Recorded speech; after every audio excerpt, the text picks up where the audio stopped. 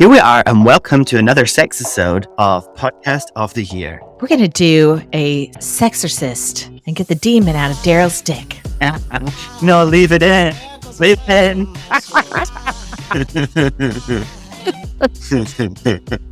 We should do that as an opening. Of the class? No, of the podcast. Of the podcast. We could do that as the new class. He's got a demon dick. The demon dick. And it gives other people the dick. It's got the horn. Hello, and welcome to WTF Stories and Advice. I'm Daryl Gove. And I'm Caroline Cranshaw. Well, we do have some good news, though. We have some fantastic news that we have won the top podcast in the world, top comedy, top sex, top of all podcasts in the world award. It was given by me. I decided to rank all my favorites and decided this deserves it. But anyway, well done, Caroline. Well done. Thank you. Wow, I feel so honored. I had no idea we were even up for that award, Daryl. So that's great. I'm really glad. Thank you. So today, there is only one topic that we can talk about. Only one. Only one. We both were in complete agreement when we said, what are we going to talk about? And we simultaneously said, Blake Lively and Justin Baldoni case. I know, and it's so sad because I haven't seen the new Deadpool yet, and now I can never watch it. Oh, well, I want to watch it now because apparently Ryan Reynolds takes the piss out of him in it. Do you know about that? Yes, I do. So where do we start with this? Because there is so much to it. And I guess the first things first, trigger warning. If you are a Ryan Reynolds fan, like my sister, who thought he couldn't possibly be involved, it's pretty much all his fault, we think, allegedly. Allegedly. None of this is evidence or proof. We're just two people that like to talk a bunch of bullshit. So we know nothing. But I loved Ryan Reynolds, but I could tell he's a sarcastic asshole. You know what I mean? That guy is straight up a narcissist. Yeah. Absolutely. And he's just so funny and quick, but he's got a very harsh sense of humor, doesn't he? But we won't start with him. No. I guess we can start with the timeline. So the timeline is they had this movie coming out. It starts with us. And then on December 20th, 2024, Blake Lively files a complaint with the California Civil Rights Department alleging that Justin Baldoni created a hostile work environment during the filming of It Ends With Us. I find it very ironic that the name of the movie is It Ends With Us, because I think it's going to end in some way for some certain people. So in this complaint, she accuses him Justin of inappropriate sexual comments and boundary violations. So we hear about that. And at first I was like, what a dick. Oh my God. I really didn't know anything about him. I didn't think that personally. I thought I would definitely let him violate my boundaries and make inappropriate sexual comments with me. It's hard when you're making out, simulating. I have not seen the movie because I refuse to pay for it. And it is not free to stream in New Zealand yet. So I won't pay to watch this movie. But I believed her. And I actually was a Blake Lively fan, though I did see this video come out of where she's been a bit of a mean girl, where she was quite mean to a reporter during some movie junket interview. I remember that. And I don't know, straight away, I think when I first heard the story, it came with a little clip and it was them dancing together, looking at each other. And that was the clip that went with the original story. And my first instinct was, oh, so she's in love with him or something like that, or she fancies him, or there was something about it. And I just thought, no, I'm not buying this whole story, but I put it to the side until it got bigger. No, I just made assumptions and thought that it was him because I have always liked Blake Lively. Not a huge fan, but I did love her in A Simple Favor. But turns out she's playing herself. That's why she was so good in that movie.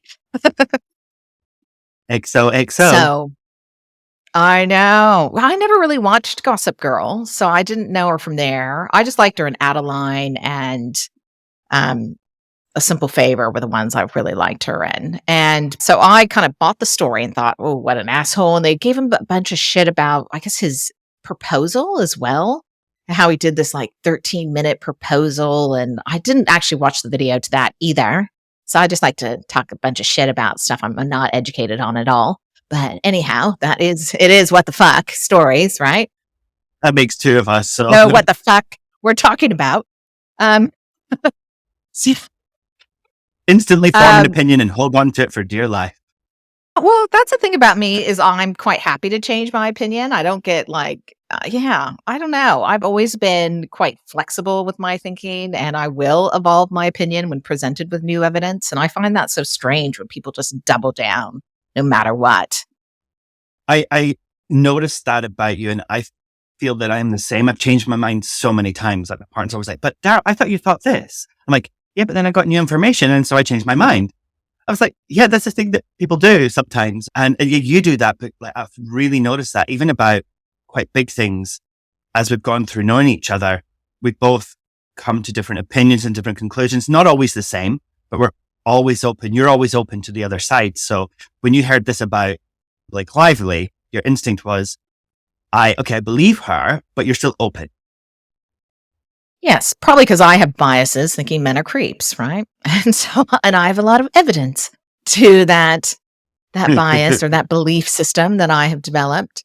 So anywho, it wasn't looking great for Justin Baldoni. And then, so December 31st, Lively escalates the matter by filing a federal lawsuit against Baldoni and his studio Wayfarer, and PR representatives Melissa Nathan and Jennifer Abel. I guess they're the PR people. And I think maybe Sony as well. It's because Sony's behind it as well. Sony, is this to do with the emergency meeting they had? Is that what you're talking about? I don't know anything. No, I don't know about that. I just know you have to tell me about that. But okay, so these PR representatives must have been his PR people, right? For him and Wayfair. Alleging coordinated effort to undermine her reputation in retaliation for her complaints. Right. So I guess they were coming out with stories or. Okay. So with that part about her complaint that he was saying bad stuff, there's zero evidence for that. It's just that all of a sudden, after she spilled the tea about what was allegedly going on, people on X and Twitter started going on about, well, hey, look, here's all this other stuff about Blake. And she assumed because of who she is that, well, it couldn't possibly be what people already think. It must be part of a campaign. But there was an emergency meeting. I think it's after there was the writer's strike. So during the writer's strike, there was a hiatus in the filming, and it was in order to come back to filming after that writer's strike, Blake gave a list of demands that if they weren't met, that she wouldn't continue filming. So this is before that complaint was made. This is earlier on that there was an emergency meeting and everybody talked about it. It's just like making all these demands. I demand an intimacy coordinator. And then she was offered one at the beginning and she didn't take it. So she was making all these demands and saying that she felt uncomfortable. And it was weird. Like he was just taken completely aback by this, allegedly, as he didn't see it coming. So that was a bit earlier on. So where we're at in this situation is she filed a lawsuit, and then what happened? So, and this is devastating for Baldoni, right? He gets his talent agency, WME, drops him as a client following her allegations. Author Colleen Hoover and several Hollywood figures publicly supported Lively. I think it's not Kate Blanchett. What's the other Kate B? The one who like literally doesn't age, who's probably had so much work, it's not funny. The one from Titanic? Or what's she called? No, the brunette from Serendipity, who's like in all these action movies that I can't stand to watch. Beckinsale, yes. Yeah, she's had like 30 facelifts. Right. No, that woman has had, basically I think her labia is now on her lips. She's like pulled everything up so tight. Sorry. It's getting a bit ridiculous, you know? Sorry. It's just like, wow. And I will probably end up getting a facelift one day, or I don't know. I don't know. A little bit of aging's okay, isn't it? You don't want to look fuckable when you're 80. Yeah. I just think it's disconcerting to look too fuckable when you're like 85. Well, you think that now because you're not 85 yet. That's true. I'll be a dirty old woman, I'm sure. Be pinching asses and claim I have dementia. Saying I read body braille. I've lost my eyesight, but here, let me feel. So all these people come out in support of her and like, I'm with her and me too. So on January 1st, Baldoni responds by filing a $250 million libel lawsuit against the New York Times, accusing the publication of pushing an unverified narrative favoring Lively. So when did this story come out? Because it was like a hit piece about her in the New York Times, because that then becomes part of the story, doesn't it? It does. And I'm not very good with timelines and things, but my understanding is that the New York Times hit piece came out the very next day after she filed. Now, it was a private filing. And I think, in fact, it wasn't a lawsuit originally. It was rather like a complaint to like some board in California. So it was more of a civil thing to begin with. But basically, the New York Times had this all ready to go. And I don't know if you know, but if you watch Candace, she's been doing some snooping and she has found that they put together the images for this article that they're going to do, this hit piece. Because what's it called? The metadata, when you look behind the photos or whatever. And yeah, they found that these photos had been put together, these images, like a week before it was released or whatever. And they'd been named Justin Baldoni months. It was in October. I did hear about this. So it looks like they wrote the story on December 21st, or maybe that's when you can like read the complaint through them. Where is it? New York Times story article. So, but I was seeing there's another guy, Better Be or Be Better. Do you follow him on TikTok? No, Be Better. No, I haven't heard of him. Be Better. Oh, he is really good. He's got like a master's in marketing or something. He always used to go on about how he's like the youngest person who's ever gotten a master's in marketing.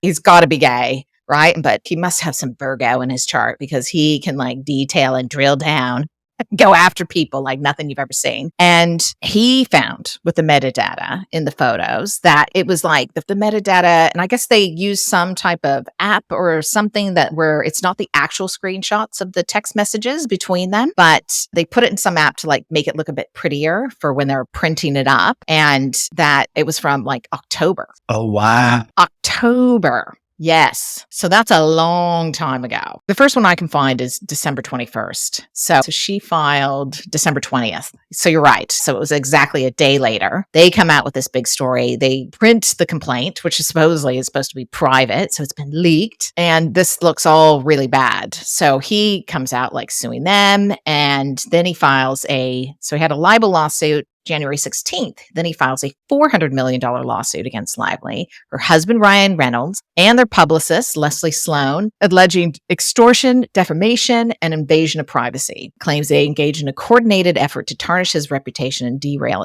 his career. And that's when you really start, because isn't it, it's hundreds of pages, his complaint, right? Oh, it is. And he is so going to win it. Like, he is so going to win this because they went ahead, didn't they, and released, Justin Baldoni's team released all of the emails, all of the text messages. There's even a voice note that I've heard. Have you heard the voice note? Oh, I've only listened to it like 10 times. Oh, have you? Fuck, he has a sexy voice. Oh my God. I think maybe Ryan Reynolds heard that and went, what the fuck? Oh, I thought the opposite. I thought you were very attractive, but like not when you speak like that. Because he's all like, I'm so sorry. Sorry, Justin, but he was like, I'm so sorry I hurt your feelings and I didn't really want to. And he was being so sweet and nice. Like that. He did lovely, not sound like that. Oh, no, he's okay. I need to find a snippet too gentle, far too grovelly. He was groveling and I don't know. He's too nice. He is a feminist. Too nice. But just because you're a feminist doesn't mean you have to be a pushover. And I think that's the thing. I think he is such a nice person. He just doesn't have any teeth to him at all. Whereas he's swimming with the sharks. And let's see. Have you seen that movie, Teeth, by the way? No. What movie is that? That sounds horrible. She has teeth in her vagina. Have you seen that? It's a horror film. Just feel like I'm I have not heard a bit of it. Now, yeah, he's so sweet and he's so lovely. And yes, it is quite a sexy voice, but it's just the grovelly tone, I think, that gets me. I think he's just trying to keep her happy. But this voice message came 10 minutes after she sent that text that she's Khaleesi and she has dragons that fight for her, implying, I guess, Ryan Reynolds and Taylor Swift. And he's like horrified, right? But I guess it was in response to her sending him like these rewritten scenes that she claimed that she wrote, but it turns out it was actually Ryan Reynolds who wrote it. And so he was like, oh, I love your passion and thanks for that. And then that's when she writes this like, God, like such a metaphor. My dragons are going to basically fucking come after you. That's the most cringy moment is her, I'm Khaleesi, and like Khaleesi, I have dragon. But the absolute worst part of this whole story for me is that voice note that we're talking about, right? So she sent him a message and saying that, hey, I showed you my rewrites and I haven't been treated well in the past by men and by people I've worked with and feel that way here. And basically guilt tripped him into accepting her rewrites to give her a shot, to make her feel good. And he was so apologetic, he never wanted to make her feel that way. And that's why he was grovelly. And he felt responsible for that, which he wasn't, obviously. But she was lying. Because as you say, Ryan Reynolds wrote that scene. He wrote it, and she didn't reveal that until the premiere. And so she just lied to get Ryan Reynolds writing into that movie. I mean, what the fuck? Like, Ryan Reynolds is allegedly either insane or he's in love with Justin himself. I don't know which one, but there's something really weird about that. Well, have you seen because then it's like this more information is coming out and they show like from the film junkets where they do those interviews of the actors, how Ryan Reynolds came in and was interviewing, I guess, the other love interest of Blake Lively in the movie. See, I have not seen the movie and I have not read the book, which is just shocking. Now I'm going to change that. By the next time we do the podcast, I'm going to have done both. But I've read lots of Colleen Hoover's books. I don't know why I haven't read this one. I guess I always get pissed off when I read a book and then I watch the movie. And so for whatever reason, I just kind of waited. And so I thought I'll read the book afterwards. But like Ryan Reynolds like goes after this other co-star, I guess the other male love interest in the movie, and it's like going on about his ass and like, is that genetic? Is that low squats? Like, what are you doing? Like, so he's going on about his ass. Have you seen this? Oh, it's shocking. And the guy's like, I don't know what's happening. And then they have Hugh Jackman come in and he's like going on about how like, oh, are you interested in my best mate's girl and blah, blah, blah. And like starts going after this guy. Have you not seen these? Wow. No, I haven't. And oh gosh, no. It makes me very sad because now I have to not like Hugh Jackman and I really liked him before. But now I'm not gone off him now. I'll have to find a new over 50s man. Oh, I really liked him too, but I was convinced he's gay, but now it turns out he's not. What the hell? I think maybe bi. He's just found a new beard. Nah. Who? What's his face? Jackman? No, he's like having a full-on relationship, and it turns out it looks like it was an affair with, I think her name is Sutton Foster, and she's like a kind of Broadway actress. So they were in some musical together for like a year and a half leading up to then he got divorced. So apparently that's who he's in a relationship with. But I still think he likes a bit of dick. Well, I don't know. I mean, probably he just likes getting serviced a little bit by good-looking men from time to time. But here's the thing, right? It must be hard, and this isn't to defend him or Blake or anybody else, but in that industry, you're working 24/7 with someone. You're with them all the time. And when you think about falling in love, right? How do we fall in love? And proximity is one of the biggest things. Like it's the people you're around all the time that you have the opportunity to fall in love with, to develop feelings for them. And so imagine you're just not seeing your partner for months and months on end. And you're spending all this time with a good looking person who you get on with, got chemistry with. And it's fair enough to say, oh, well, I would just be okay. And I love my partner and everything would be fine. But it also must be difficult for some people, a year and a half in a play with someone with all the vibes, with all the energy, that at some point, maybe you just fall out of love. I mean, it's not saying you should cheat. I can see why it's difficult to have a long-term relationship in Hollywood. Oh, 100%. I mean, I completely agree with that. I mean, plus they're all evil. But man, you hear some crazy stories, that's for sure. There was this guy who did this series of, I'll have to find it and like put the link in, where he talked about, I guess he like became famous on YouTube doing videos, and he was doing it with another quite famous, who's like very famous YouTuber now, and how they went to some party and some like agent came up and like noticed them and invited them to this other party. That was like some big Hollywood deal, and they were all excited and going. And he talks about how like some friend found out he had been invited and he like begged him not to go. He said, you don't understand. You should not go to this. But the guy goes and talks about how they went and how they like started in one room, and each room would be a different theme, and like just, a red room or a blue room. And like one would be all this food, and, there'd be all these crazy things. And then they get to the last one where they have to like swear on a Bible, Quran, or Torah that you don't believe in God, or you're your own God, or something like that. And he was like a Christian boy, and so he didn't want to do it. And they like escort him out immediately. And he's just getting a bad feeling. And so he ran out and went around, and he could see into the window of the next room that they were in. And he talks about how they were doing something horrific, like absolutely beyond that he could not believe people were doing. He wouldn't say, because all this crazy shit started happening afterwards, like all these things to be moved in his apartment and his car, and they changed things in his car. And this type of like, apparently it is like a thing where they'll do this, like, I don't know what you call it, almost like narcissistic abuse, right? Where they'll do these things that like are gaslighting, but they'll do things where people know things are like moving around their apartment, or they're being watched, or things are changing. But if you go to the police, you just sound like a paranoid schizophrenic. So they can then get you committed or drugged up or whatever. I do think they display their power. They show you that they have control over you. It's a way of warning you, we've been in your apartment. Yeah. And if you say anything, you're going to look crazy. And also, and look, we don't have to segue here right now, but that's exactly what I think that plane crash was. It was someone showing someone with a helicopter going into the plane, look what we can do. We're willing to kill civilians and our own people. If there's someone we want to kill, they will die. Like, there's no way you can avoid it. I mean, it could have been a complete coincidence, but we need to talk about that too. Yeah. Let's just finish this one real quick, and then let's talk about that, because I find that, that's a crazy story as well. Okay, so there was all this weird stuff about Ryan Reynolds, and so now all these theories are coming out that basically they think that Ryan Reynolds was working on Deadpool while she was working on this film, and then they had, I guess, the writer's strike and then the SAG strike as well. So then he came home. And as soon as he came home, she like immediately started demanding all the dailies. And the dailies are like everything that's been filmed that day, which is a very weird thing for someone to request, right? Like people are like, what the fuck? Yeah. Apparently she was a nightmare with wardrobe. Like that was another thing. She wouldn't go to the wardrobe person. She demanded that they would bring all the wardrobe to her. So they had to like rent trucks and like take all these people to bring everything to her.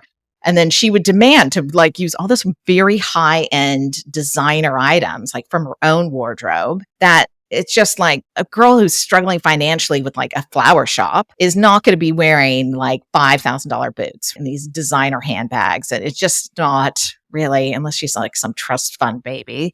But apparently she wasn't. It was funny. I asked my daughter if she saw the movie, and she was like, oh yeah. She said, oh my God, the wardrobe was horrible. It was the worst. Oh, really? Like, I don't know who picked the clothes, but they should be fired. And I was like, well, she did. And she was like, she has terrible taste. That it was bad. But then, so she was doing all this like real diva behavior, demanding all the dailies, which they were like, what the hell? And then she started demanding that she wanted to edit it, and she would wanted to fire the editors that he already had, and then hire like the editors from Deadpool. I think originally she got someone who had edited this Taylor Swift video that she had directed, apparently. And then they were just like a video like editor.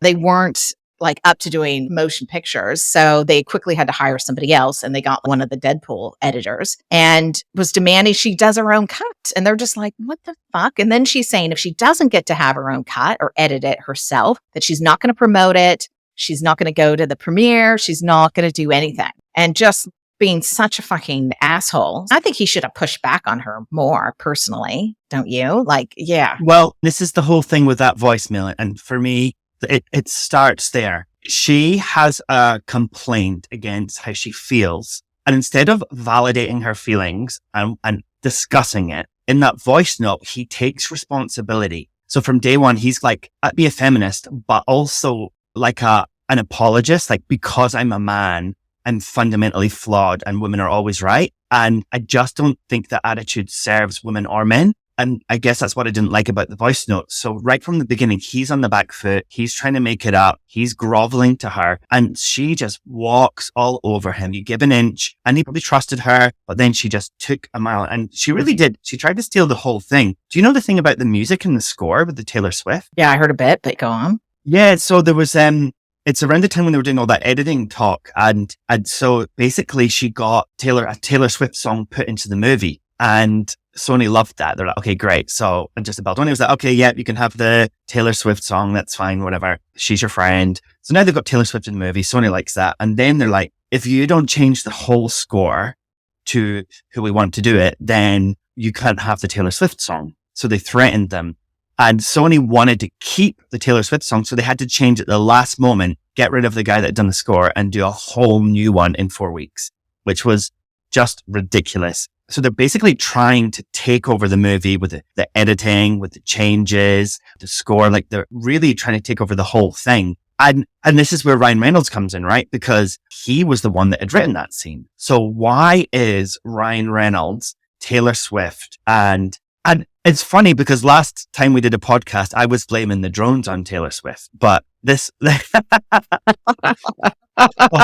so can I just PS like a super small conspiracy theory on this? Because what's happening here is like, it's like this psychicness in the brain. But well, for the last few weeks, I've been watching Breaking Bad, right? And every day that I watch the episode, the same thing that happens in the episode has happened in real life. And last night we watched the episode where the two planes crash into each other. They're flying like just near the airport. And I'm like, no fucking way are those planes going to crash into each other like they just have in real life. And the day that the guy got kicked out of his home by his dad was the same day. And I'm like, what's happening? I'm in some kind of parallel world where Breaking Bad is telling me what's going to happen in life. I don't know how it ends, but hopefully well. I think it is. It's got to be some type of simulation or life is imitating art. I don't know. It's bizarre, isn't it? Once it goes into people's consciousness. But with the Taylor Swift thing, I think apparently she also like really pushed to have the person who played the younger version of Blake Lively. And she went on about like how she was uncomfortable with the younger version and the scenes she had to do. And she was like 23. You know, it's just like, it's not like she was a child. But have you seen how Taylor Swift is trying to back away? Like, oh, we're not even really friends. And I had nothing to do with this. And just really like, you liar. And you're just afraid of your brand.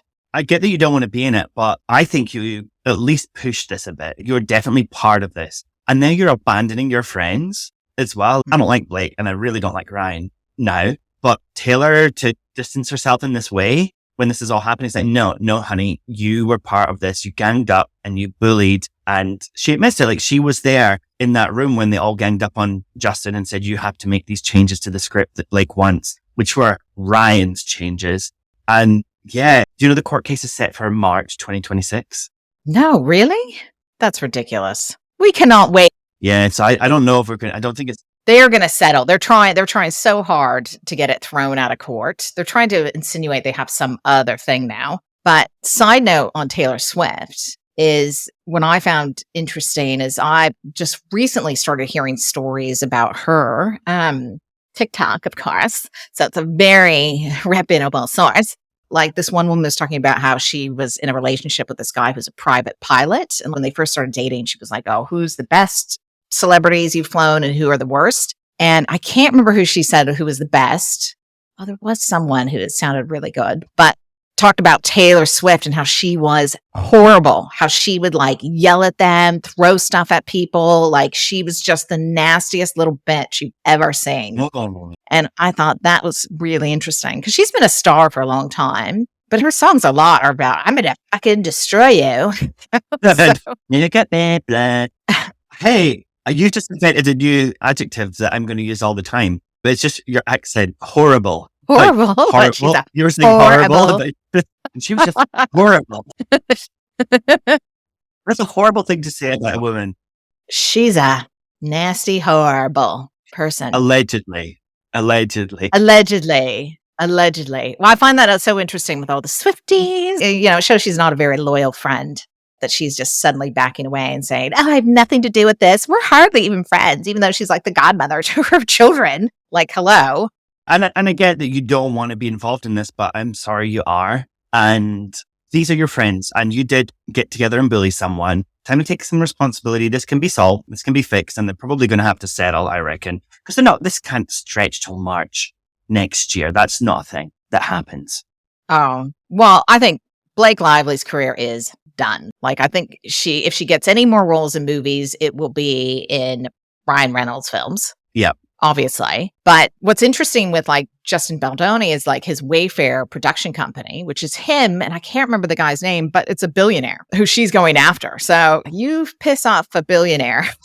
They have unlimited funds to fuck you up. And I think that this guy felt hostage with what they've done with the movie. But what we haven't discussed is the whole motivation. Like, what is the underlying motivation of this? And what has come out now is the fact that that Justin Baldoni has the rights to It Started With Us, which is the sequel. Again, I haven't read it. I need to read both of these books. So he had the right to the sequel, and Ryan Reynolds tried to buy the rights off of him right around when supposedly she started becoming uncomfortable. And he wanted to buy the rights, get her out of the thing. And at this time, she also had made her own like cut of the film, and they were humoring her. And what they did was they were like, okay, well, we'll just test both things and we'll just see which one tests the best and we'll run with that. And he gave her the opportunity. I think he just didn't have a choice, Justin Baldoni. And her one tested higher with men and his one tested higher with women. Who is the target audience for this film? Yeah. Is fucking women, right? And then she said, again, she won't go to the premiere. She demanded they use their cut, which I guess they've used a combination now. I'm not totally sure. But so Ryan Reynolds and Blake wanted to like take over this film and him direct it and her be the star and they just replace him. And Justin Baldoni's like, no, you can't fucking have the rights. But apparently there was a morality clause. Yes. In the contract saying that if he was accused of something heinous, such as sexual harassment, for example, then Colleen Hoover would be able to buy the rights back. And so I think this is the motivation, right? Well, but take it one step back though, because, okay, yeah, they wanted the rights. That was maybe why they made the accusation, so that he breaks the morality clause, loses the rights, and then Ryan can buy them. But why? Like, why even do all that? Like, why not just let it play out? And I reckon it's because Ryan Reynolds was getting jealous. I reckon that Blake was getting away for Justin Baldoni. And can I say that on the podcast? A weddy. Yeah, getting away to. And Ryan found out. And he was like, she's got the squits for Justin. I'm jealous. I'm going to take over this movie, and just made a decision that that's what he was going to do. And Taylor Swift had just broken up with her boyfriend.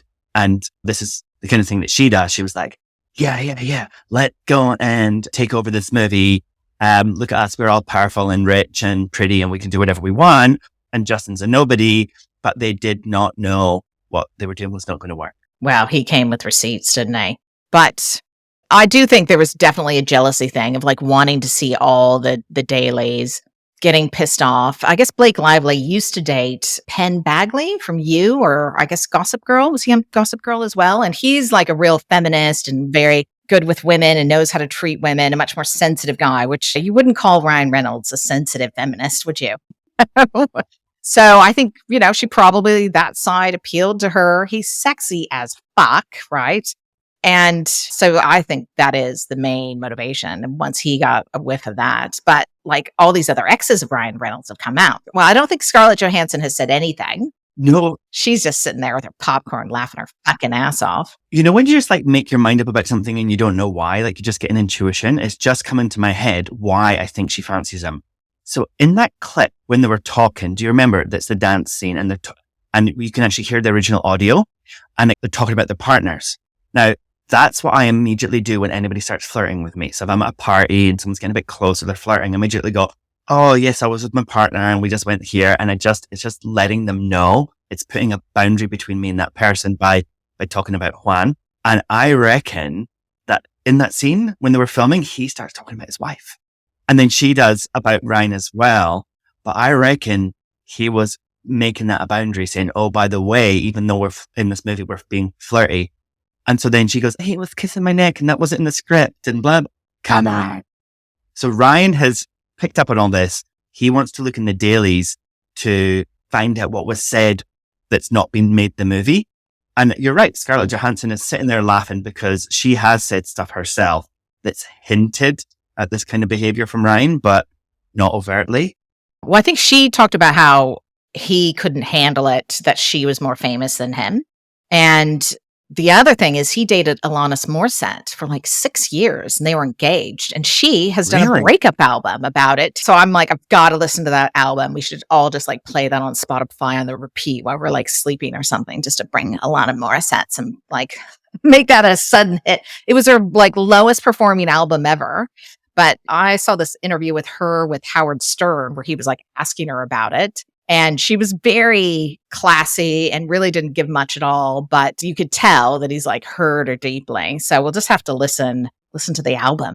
Everybody, this is your homework. Listen to that album by Alanis Morissette. We'll put a link and you've got to listen to it so we can get that up in the charts. Let's make it trend. So we'll have to come with a follow-up to this one as well, I think. Like once we know more, we'll follow up and see what happens with the Justine Baldoni and Blake Lively. Yes, we will definitely have to do that. What's the name of that album? Just so I can... Je sais pas. Morissette, Reynolds. It's quite ironic, really. Split. Flavors of Entanglement. It's Flavors of Entanglement is the album. So we all have to go listen to that and figure out which songs are about him.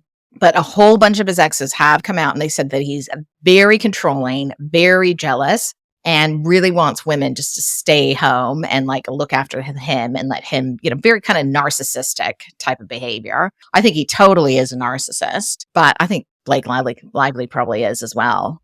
It's sad now. I'm going to have to not use, I've got a Ryan Reynolds skin on Fortnite. I'm not going to be able to use it anymore. No, you have to burn it. No, I don't know. Right. I know. I have always liked him. I thought he was funny. I like that kind of deprecating sense of humor. I don't mind the deprecating humor when it's about yourself, but he does it about other people too, and making fun of other people. And that's just not funny for me. Unless it's like being homophobic. Sorry. It's okay to be homophobic? Wait, what? Yeah. If it's homophobic or racist or sexist or something, I like it, but it can be funny. Yeah, well, I know. Woke comedy just isn't that funny, is it? No, give me a good offense. I like shocking comedy. If you ever want to listen to some shocking comedy, you should listen to Doug Stanhope. Do you know him?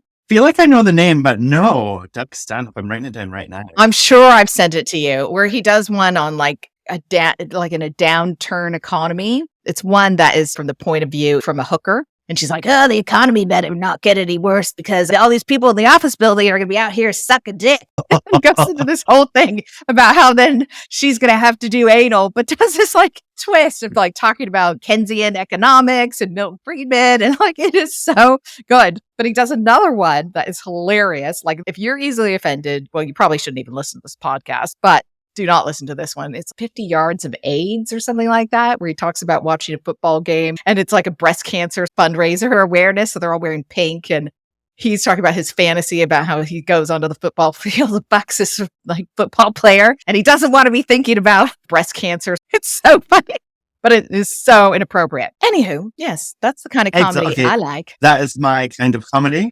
Yeah. I will be watching that tonight. Thank you for the recommendation. So good. Okay, but the drones, the White House gave an official report of what it was. Yeah. It didn't make me too excited, but yeah. It was bullshit. It was absolute bullshit. They were like, oh, by the way, they were authorized and some were hobbyists and blah, blah, blah. And it's just like, no.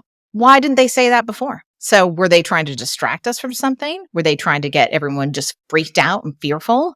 Why would they just say, don't worry about it? They're just doing a training exercise. Like the fact that they were like, we don't know.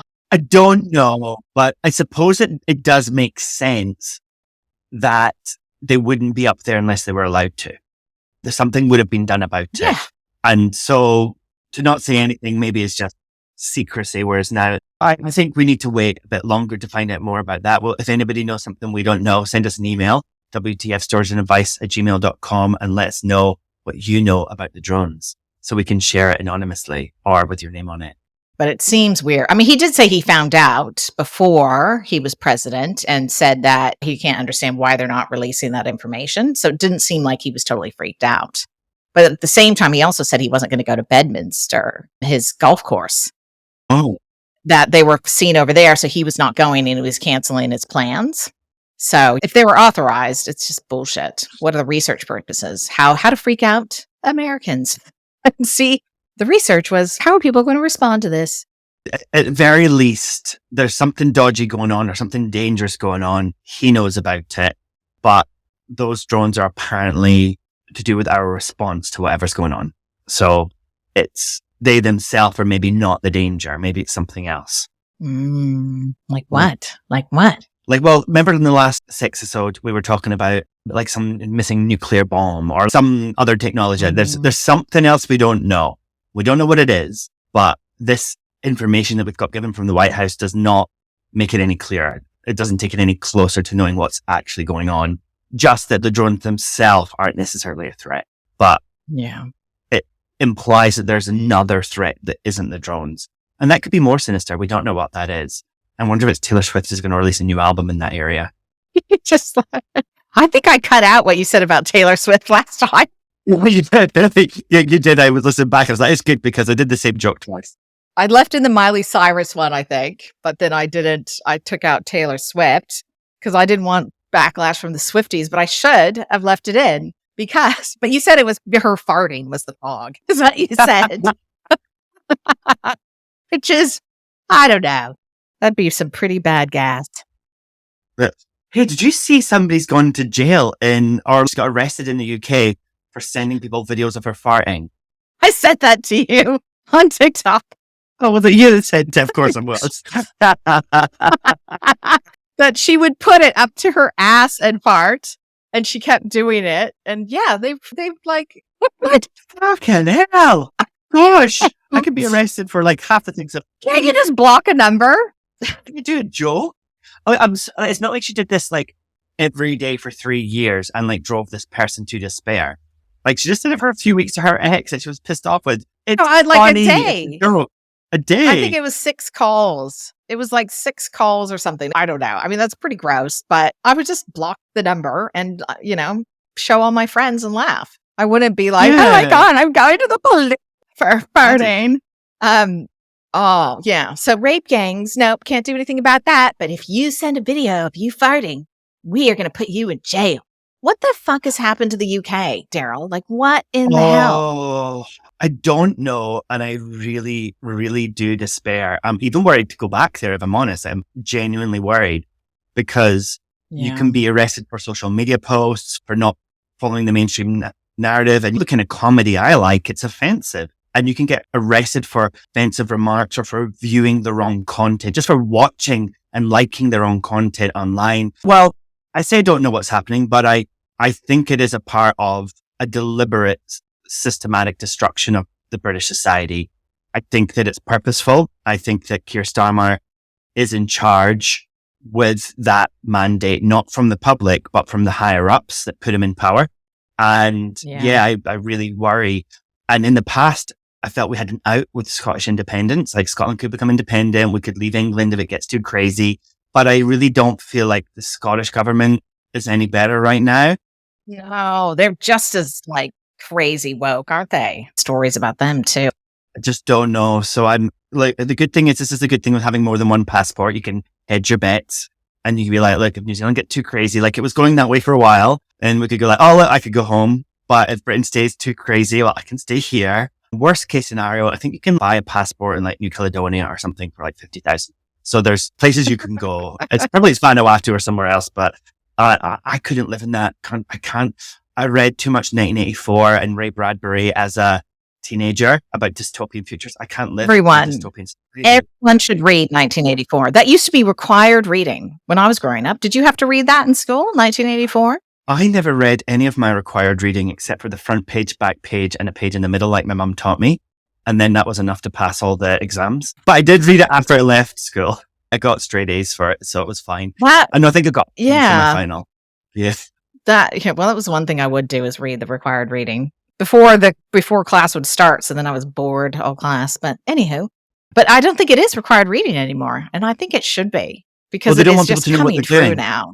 I think it's just a systematic erosion of personal rights, personal freedom, and just so we all can be controlled. And what about the TikTok ban? And then they like banned it for 24 hours. It does seem different now. Does yours TikTok seem different?